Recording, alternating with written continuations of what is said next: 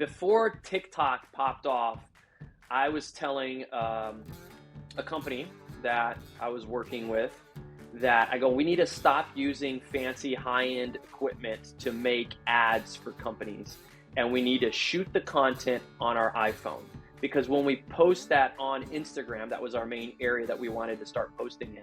I was like, we need to trick the person who is swiping through Instagram stories that the content that they are looking at is actually content from their friend. And so the only way to do that is to make it look like that your friend filmed it on your iPhone. And so for the split 2 to 3 seconds before the person realizes, oh wait, this is an ad, or I'm not following this person, but then hopefully they're already engaged and they continue watching. So I was like, man, we need to film content on your phone. And I was telling people, like, stop overthinking it. Everyone thinks about quality, and I think about quantity.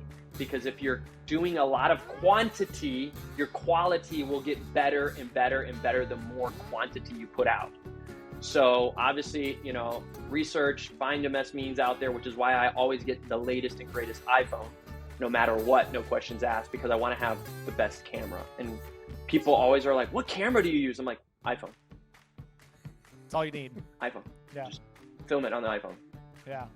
So just to kind of recap that, so you're sort of alluding to that company as a brand is not very personable. Like, if they were to run that ad from their brand and using a high-end quality, camera and an agency to produce it, it's probably overproduced, and it probably doesn't have really of a personalized touch to it.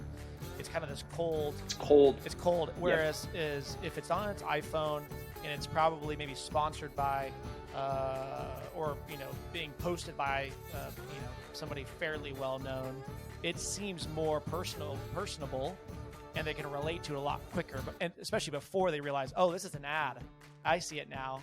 It's So is that kind of what you were saying, or you're hinting at?